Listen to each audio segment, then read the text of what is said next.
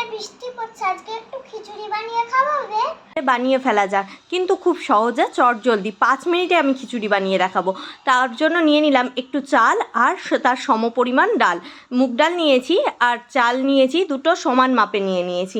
এবার আমরা সেই চাল আর ডালটা প্রেশার কুকারে ঢেলে দেবো, দিয়ে ভালো করে ধুয়ে নেবো চাল আর ডালটাকে।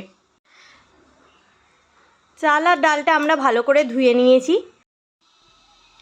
এবার আমি দিয়ে দিচ্ছি তার মধ্যে নুন, দিচ্ছি একটা টমেটো কুচি। টমেটো কুচিটা অবশ্যই দেবেন, তাহলে টেস্টটা খুব ভালো হয়। আর দিচ্ছি সর্ষের তেল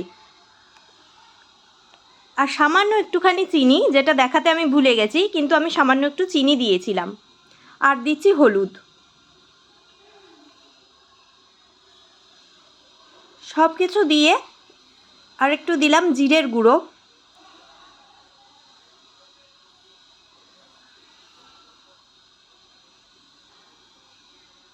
সব কিছু দেওয়া হয়ে গেছে। এবার ভালো করে সব কিছু উপকরণ মিশিয়ে নিলাম, নিয়ে আমরা প্রেশার কুকারের ঢাকনাটা দিয়ে এবার আমরা 2টো সিটি দিয়ে নেব।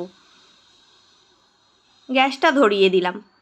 এটা হলো খুবই চটজলদি, কম মশলায়, কম খাটনিতে একটা দারুণ সুস্বাদু খিচুড়ি তৈরি হয়ে যায়। তাহলে চলুন এবার প্রেশার কুকারটা খুলে নেওয়া যাক আর দেখে নেওয়া যাক আমাদের খিচুড়িটা কেমন হলো। এই যে আমাদের খিচুড়িটা একদম তৈরি, আর খেতে কিন্তু দুর্দান্ত হয়।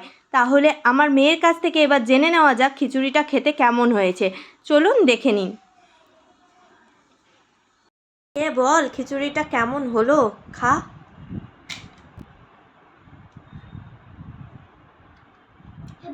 তোমার ভালো লেগেছে? হ্যাঁ, আমার তো ভালো লাগলো খিচুড়িটা খেয়ে। আপনাদের রেসিপিটা কেমন লাগলো অবশ্যই বলে যাবেন। Like, comment, share.